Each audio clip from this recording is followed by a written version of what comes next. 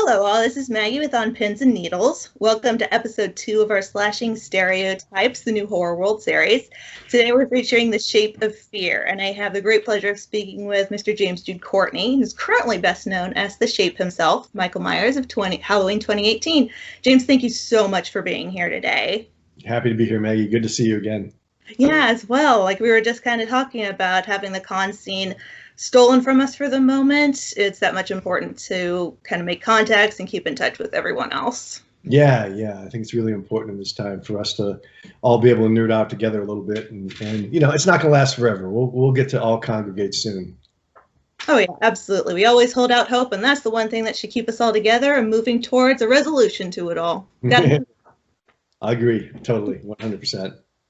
So given the state of the world, I know everyone's going a bit stir crazy, and we're probably all feeling a little bit Norman Bates right now, with everyone goes a little mad sometimes. So how are you holding up through all this?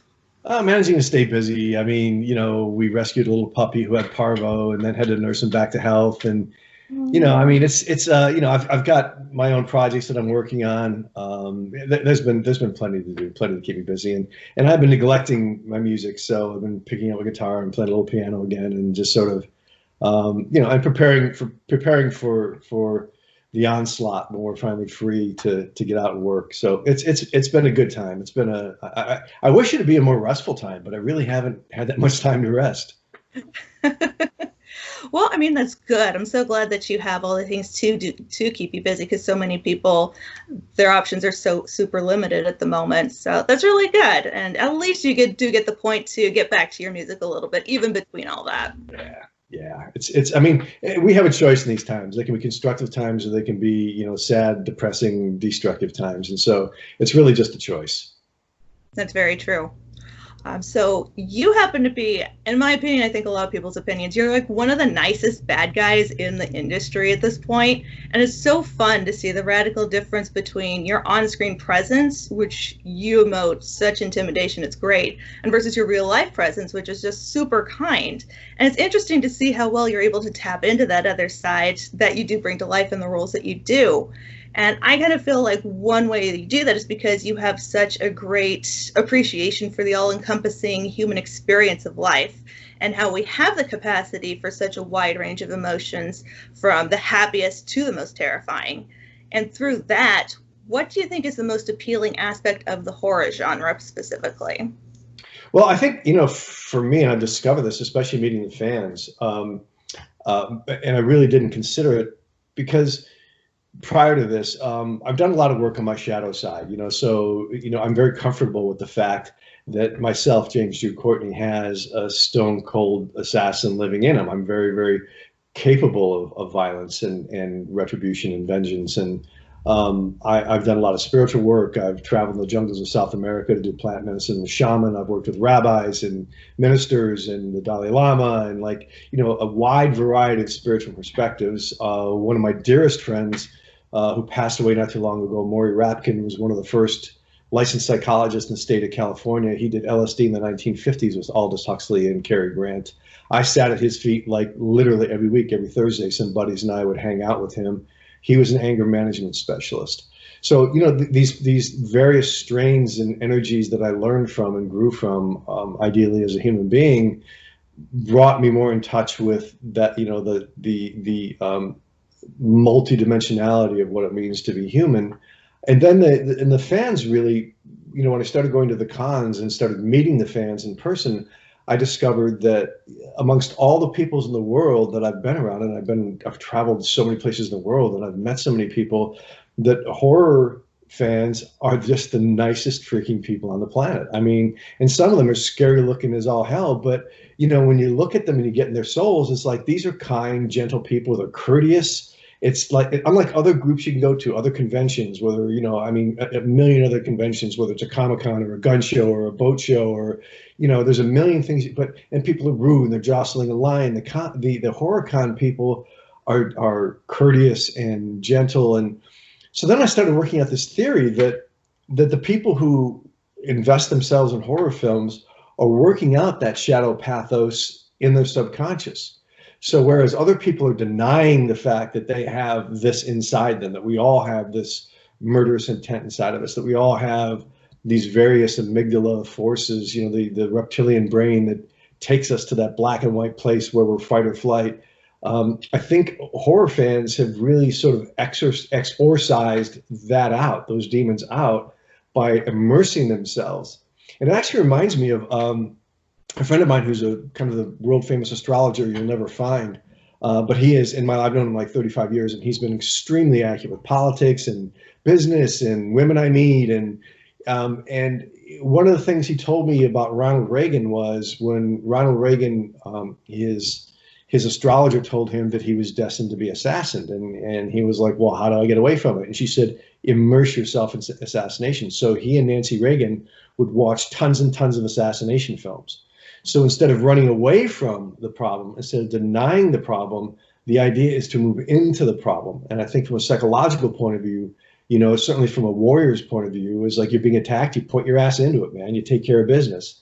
So I think the horror fans have intuitively or subconsciously brought themselves to a place where they have released a lot of those internal pathologies by virtue of the fact that they immerse themselves in those pathologies on the screen.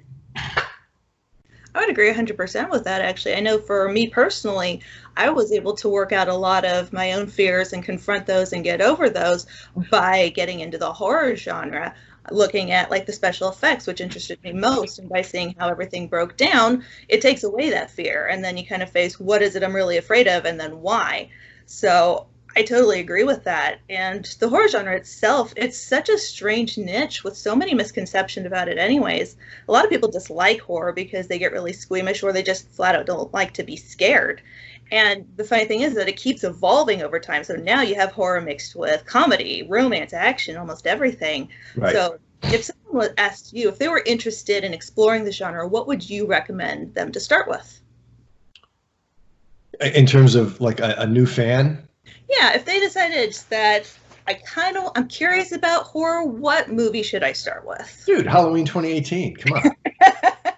I mean, and honestly, I'll say that seriously because I mean, yeah, you can go back to classics, you know, for sure. I mean, there are classics that are beautiful works of art, and I mean, even going back to the ancient classics, you know, the old Universal films.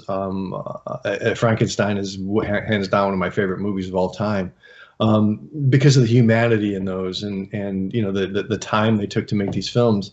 But I really, in a way, I say Halloween 2018 not because I'm in it, but because I think comedic writers have a deeper insight into the human condition than most human beings, because comedy is based on irony, and irony is based on looking at how fucked up life really is, because politicians or preachers or teachers or our parents will say really stupid things expecting us to believe it. And it's ironic that they don't live the lives that they tell us to live. And there's a whole litany of things. So when you take very, very gifted comic writers like Danny McBride and David Gordon Green and a very talented director like David Green, I guess I can say this because, you know, I'm so immersed in that project, understanding their sense of humor, understanding their capacity to, you know, like who would be best really aside from an accomplished therapist to address the issues of trauma.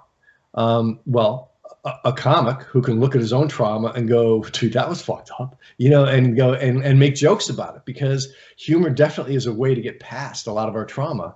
And so, you know, they handled Laurie Strode's character with such respect and beauty, but there's comedy in there, you know what I mean? And the comedy, the comic relief sort of breaks you, you know, it reminds you that we're human, reminds you that there's, I mean, you know, I was raised Irish Catholic and I have 6 brothers. We've had, you know, I've had 2 brothers pass, certainly aunts and uncles, my dad. Our funerals are the best freaking parties on the planet. We laugh, we drink, we dance, we eat, you know, it's a celebration of life. And I think, you know, that comedic perspective helps us just realize that we all go through these things. It is freaking funny. And, you know, gallows humor, which arguably has a lot to do with a lot of horror films, have just really, really excellent gallows humor in them. So, you know, it's really weird. I think these things come to us, you know, like someone turned you onto horror. My dad turned me onto horror. So, you know, I would say trusting that, you know, like talking to people who are into it and saying, and talking about movies and what resonates with them, you know. I mean, for a lot of people, The Walking Dead, you know, and the George Romero films were, you know, there's so much camp in them, you know, but they're frightening, you know. I mean, the concepts are frightening, and so yeah, it's a good question. I mean, maybe I'm being flippant by saying Halloween 2018, but I think it's a great example. I would agree with that. It's really not as gory as a lot of other films that are ours, so I think that's a fairly good introduction to some basic great effects. And you're right, there's so much good, fun humor there, but such a great story, especially about family and what it really means to come together even through a tragedy. So I buy that. I'll believe that. Okay. Now, I know that you'd mentioned that you and your brothers grew up watching like some of the classic Universal films, like with your dad. So, do you find that the early horror, like the Universal, the Hitchcock, etc., do you find those more intriguing, or are you a bit more intrigued by the way it's turned into the modern sense, which is a lot more dramatic and graphic? Well, I think, you know, I think early filmmaking had its limitations. I mean, they had the limitations of you know, special effects. They had the limitations of the studio system and the way it was set up, and really limited budgets and limited time, you know, limited time to shoot, and also a not so well educated audience. I mean, a lot of things in those early films had to be spoon fed to the audience because the audience didn't have the critical thinking skills that audiences now do, because we've had so much film come at us and so much entertainment come at us, and so it's an evolutionary process. It has to become more refined. So I think it's I think honoring the traditions, but also honoring that, like, Get Out, and, you know, the new turns that new filmmakers are, and certainly Danny McBride and David Gordon Green and Jeff Radley with, you know, what they created with Halloween 2018. But I think I hate to really compare. I see it as a natural genesis, and in order to appreciate it, we need to appreciate the roots, and you know, it's like early rock and roll compared to,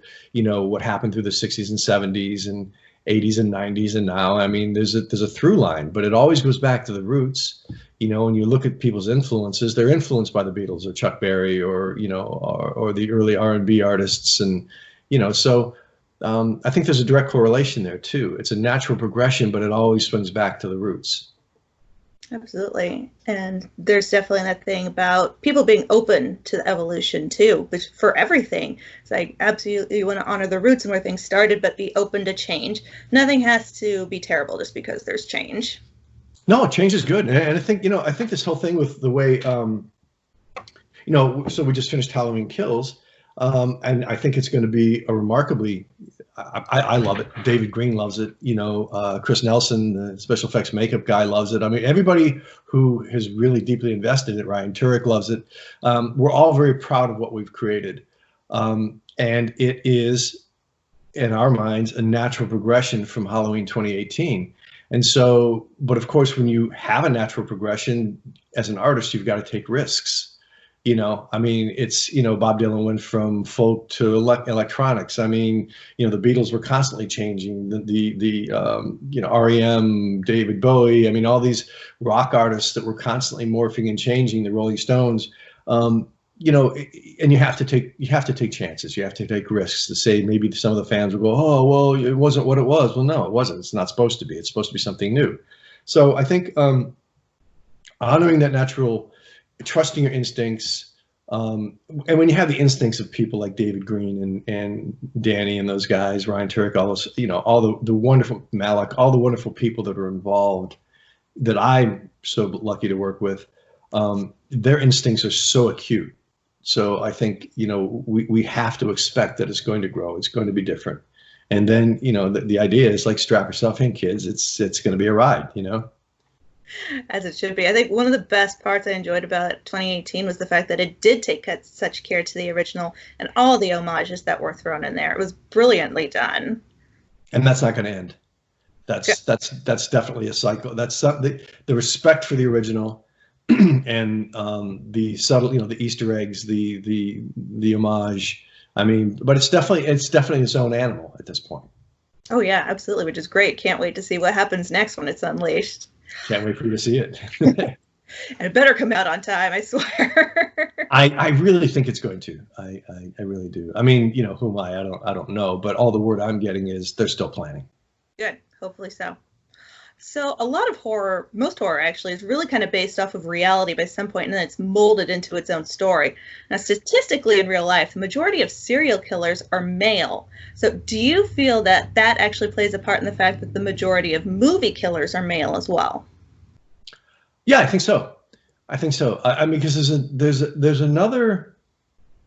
I mean, it's funny. I was watching Piers Morgan's Netflix show on killer women, and it's amazing, even with killer women, how many men are involved or implicated as the instigators, as the Svengalis who are controlling these women. And it's interesting in terms of the current social structures, the sexual paradigm that we live in that is so predominantly male dominated, the religious structures, the social structures. And whenever you have imbalance in any kind of relationship, there's going to be pathology involved. Whenever you have repression in any social, I mean, look at you know, in the 1920s with, you know, prohibition created millions and millions of alcoholics. It's pretty clear right now from, you know, quite a bit of research that the war on drugs has created tons and tons of new drug addicts. And so I think what we're looking at here is, you know, we're living in a repressed society. This is our Western society, and much of the world is living in a sexually repressed world. And the repression, although on appearance it looks like the females are being repressed with, you know, with the dual standards that we live in, but the simple truth is everybody's repressed. And, you know, and if you look at the way to control society, the two ways, or two of the ways to control an entire society, are through sex and pain. If you control their sexual mores and what's acceptable, what's legal, you control the people. If you control their pain, in other words, oh, it's illegal for me to grow poppies. It's illegal for me to smoke a joint, but you can sell me these prescription opiates, and you know what I mean. The abject, you know, criminality in and the way our laws are enacted and who they affect. So I think the repression is that, you know, males are naturally more proactive and naturally more aggressive physically. That's what we do. That's why we go to war. Females are more receptive. They're more creative.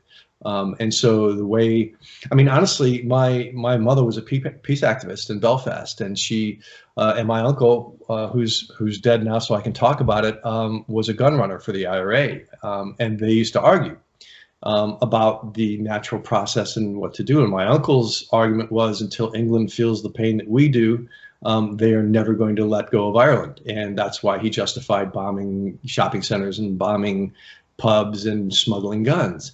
My mother's point of view was, no, we have to go to the children. And so she started with another woman, an Irish children's program where they'd go to Belfast, pull out 25 Catholic, 25 Protestant kids, bring them here to the States, do outward bound programming with them for an entire summer, send them back, and then stay in touch with them every single week. And they finally, after 25 years, disbanded the program because it was so freaking successful. And at the end of it, my uncle finally said, you know, Katie, you were right. You were right. I mean, these kids are making a difference. They've gone on to post-secondary education. They became the parts of government and communities that bridge those gaps, those sectarian gaps. And so, you know, we look at the way that whole divide and conquer thing goes in politics and in our history.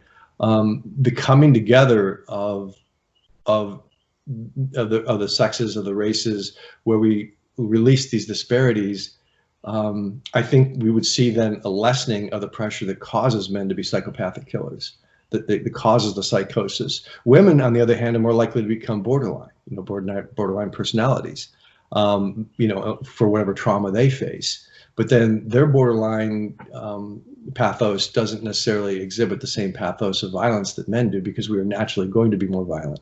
I know it's a long-winded, you know, answer, but I really think there's a deep psychology to this. Why?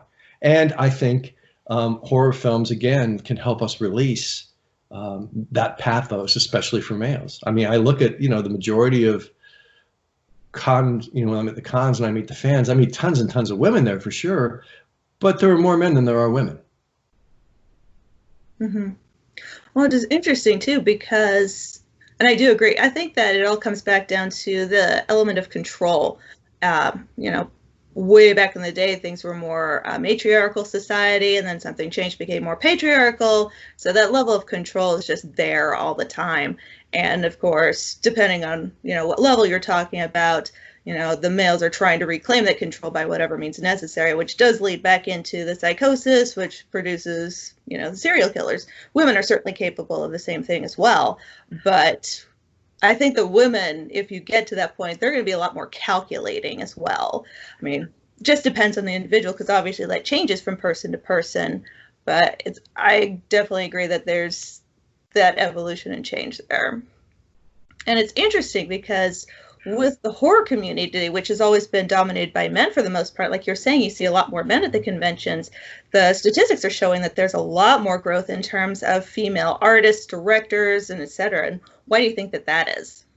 I think we are in a state, I think we're alive at one of the most exciting times in human history. I think that we're going to find over this next decade, because of the trauma we're going through right now, because of the natural evolution of humanity, we're going to find more equality amongst the genders, amongst the races, amongst first and third world countries.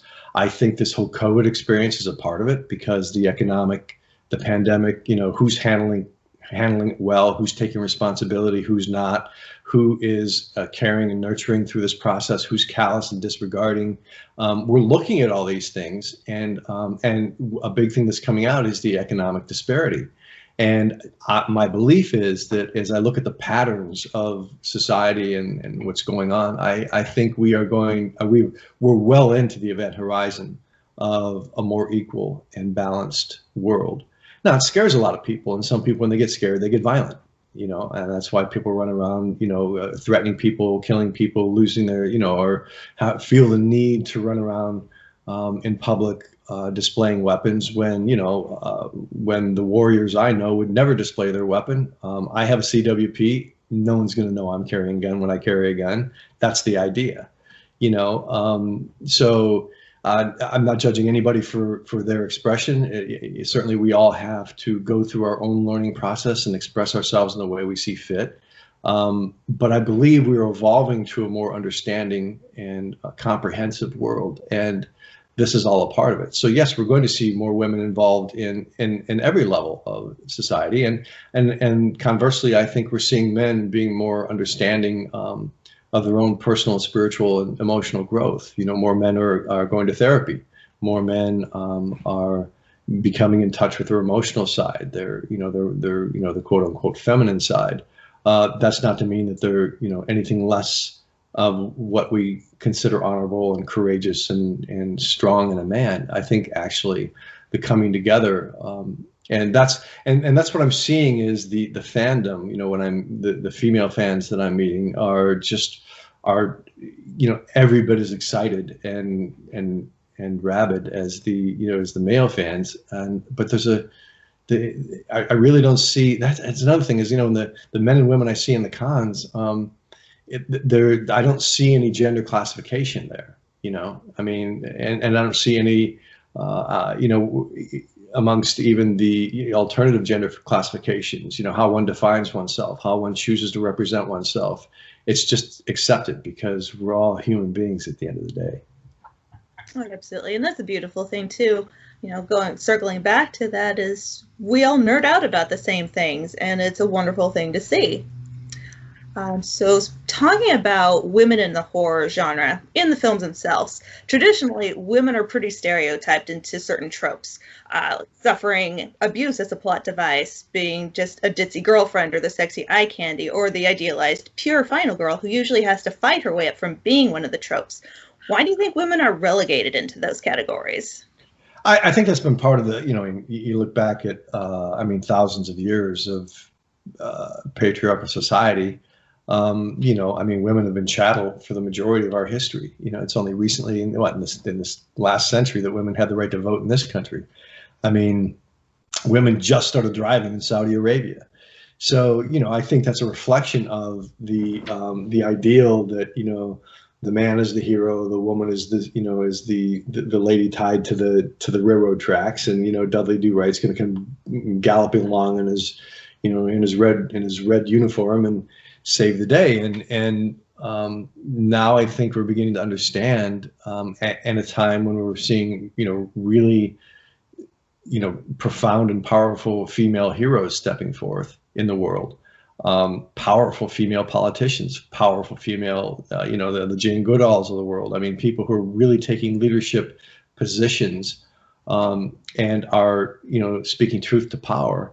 I think it's really, it's a beautiful, it's just a reflection of, you know, hence, I think the beauty of what, you know, Jeff and David and Danny created when they wrote Laurie Strode as she is now, because, you know, I've said this so often about Jamie Lee Curtis. It's like, if you want a poster child for an empowered woman, look to Jamie Lee. I mean, Jamie is an empowered female. She's brilliant. She's walked through a world of shit in her life.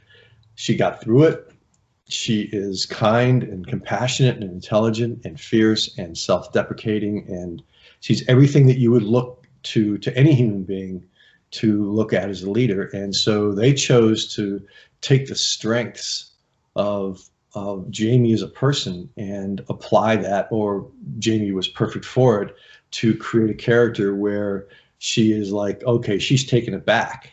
She's taken her power back. She's taken it to the shape. And then that creates true conflict, you know, which is really the excitement of making any film. Without conflict, there's no film. Absolutely. It's so satisfying to be able to see the character, you know, characters like Laurie Strode from '78, where she had no idea what was going on, was just struggling to survive, to her evolution in 18, where she has dealt with that and she's processed it for 40 years. And now we're seeing it processed by, you know, her daughter Karen, and then for her granddaughter Allison. And seeing those Strode women come together is amazing. And it's like seeing other strong female characters like Ellen Ripley in Aliens. It's amazing to see that sort of strength pop up on the screen. And you've gotten the chance to work with some pretty strong female leads like Jamie Lee, or like Sarah Michelle Gellar, Rose McGowan. What do you think is the biggest takeaway you've gotten from working with them? Well, you know, it's funny because I grew up with a strong woman. I mean, you know, I've said this many times, like my dad was a stock car racer. He was airborne in Korea. My mom has bigger balls. I mean, you know, my mom is just, she's tough. She's this tough Irish Catholic woman who, so I grew up with a woman who's strong. So, you know, if you look at the women my brothers have married, they're strong women. They're not domineering. They're not, you know, abusive, which is, you know, sort of a misnomer that men who are afraid of powerful women, who would attack powerful women as being, you know, too bitchy, too loud, too this, too that. That's not what I'm talking about. What I'm talking about is women who can stand on 2 feet, look you in the eye, and tell you the truth. So I grew up with a woman like that, with aunts like that, grandmothers like that. So for me, I never really thought about it. I mean, that to me is what a woman is. I envision, you know, back in the, you know, in the ancient Celtic days, you know, in Ireland and Wales, the most revered teachers of swordsmanship were women, and women and men fought side by side. And the Roman legions notoriously had a hard time killing these women because they just weren't used to fighting women. But these were men who were on equal footing, different, of course, because of the physical stature and strength, and had different skills. But so really, I mean, it's to me, it was just a natural progression, you know, to work with women like this, because those are the people I want to work with. I don't want to work with somebody who's insecure and manipulative and disempowered. That's just a recipe for disaster. Oh yeah, absolutely.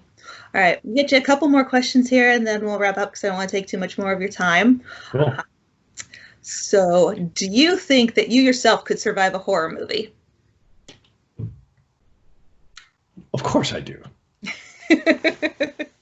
But I'm one of those guys, you know, I mean, I'm the oldest of 7 boys. So, you know, my father taught us to box early on, and, you know, he taught us, I mean, he was a warrior and a driver. So there's a certain set of awareness skills he gave us. I'm one of those guys, when I walk into a restaurant, I can tell you everybody who's in there. And not that I walk around paranoid or anything, but I just pay attention to things. I pay attention to, the things around me. And so, I mean, if there's no perceived threat in a restaurant or a bar or something like that, I relax and I don't keep constant vigilance. I'm not hyper vigilant, but I think a lot of survival in the world at large is paying attention and making rational decisions under fire, and so that's sort of in part the way I was raised. Now, I also kind of believe that when it's your time, man. So if I ran into Leatherface and it wasn't my day, guess what? I'm toast. Which is fair. Which also begs the question: if you were facing off a villain in a film, what sort of villain would you be fighting against? I don't think I get to pick my, because I have, in my experience, like many men, had violent altercations in my life. I didn't get to pick my opponents; they chose me.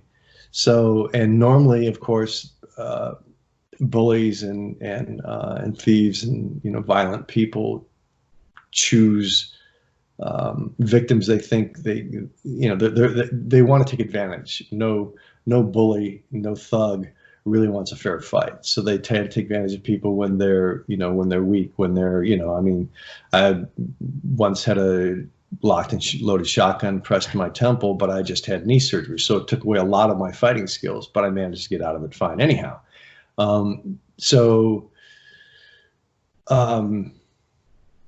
I think that's something that it's more. It would either have to be somebody who perceived me as wounded or weak, or it would have to be someone who is just so jacked up on something that they don't really get that I'm not the kind of guy you want to pick a fight with. Nice, I believe that. Okay. All right, I got two last questions for you, and we're up for you. So, if say your next role you would get to play the victim instead of the lead killer, what would you bring to that?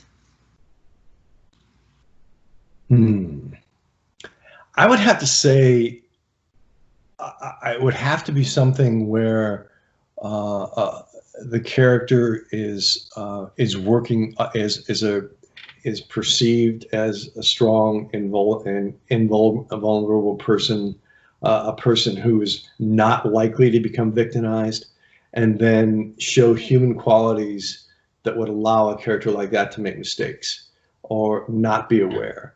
I mean, the classic, person whose partner is cheating on them and all the evidence is in the world is right in front of them, but they're saying, no, it would never happen. She would never lie to me, but these are very human traits. We all have the capacity for denial. We all have the capacity to fool ourselves when our hearts or our minds or we affect something that is so rich and beautiful that we can't live without. And we all have this to some degree.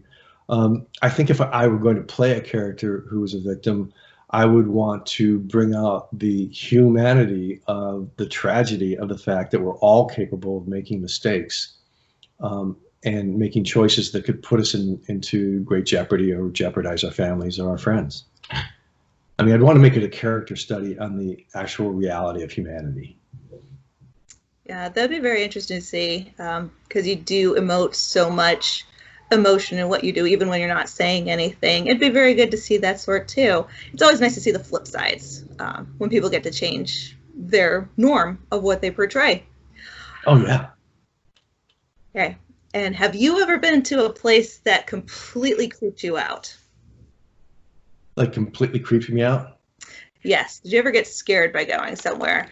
Because a lot of people get scared going to cemeteries or to supposedly haunted asylums, things like that. Have you ever been somewhere that just gave you the chills? Yeah. There was just a, back in high school, and I played music, and a couple guys I used to jam with, and there was this guy who was alleged to be a Satanist, and he was a pretty creepy dude, and went into his house, and it was definitely all set up like, I mean, it was really cheesy now that I look back at it, you know, but it was all set up with devil heads and pentagrams. And I mean, and it was really all for effect as I look back. But then, you know, everybody got stoned and he started reading from the Satan's verse and, you know, reading curses and stuff. And, you know, of course I was under the influence of, you know, that evil marijuana and dude, I was like, I gotta get out. I mean, I bolted. I was done. I was like, this is, I'm not sticking around for this, man. I was creeped. Yeah. Cemeteries don't creep me out. I mean, you know, no, I mean, yeah, that's one time I can think that I just felt like I was so scared I couldn't even feel my body. Wow. I was so scared. I mean, yeah. Yeah, that's good. I think everybody has that one place. That's fantastic. All right. Well, James, I know that everyone's hoping that the con season will come back up again at some point. I know we're all looking forward to that. We can't wait to see the next film and to get back to all that normality, be able to discuss everything. So we wish you the absolute best. And thank you so much for taking the time today. Thanks, Maggie. So good to see you again. And yeah, I can't wait to get back. And I mean, I'm so bummed that we don't get to do this right now. But when we do, I think we'll make up for it. We'll all have a lot of fun together, and it'll make it that much more special because we now realize that it can be taken away from us at a moment's notice. So tell everybody I'm just so happy to, you know, to looking forward to getting back on the con circuit and looking in people's eyes and giving hugs and spending those precious moments that I could spend with the fans, you know, the most special people on the planet. Yeah, absolutely. We can't wait to see hopefully something later this year. If not, next year for sure. So everybody, don't forget to check out James' website. It's jamesjudecourtney.net. And of course, watch out for Halloween Kills, hopefully October 16th of this year, and keep watching that clock till Halloween ends next year. Awesome. Thanks.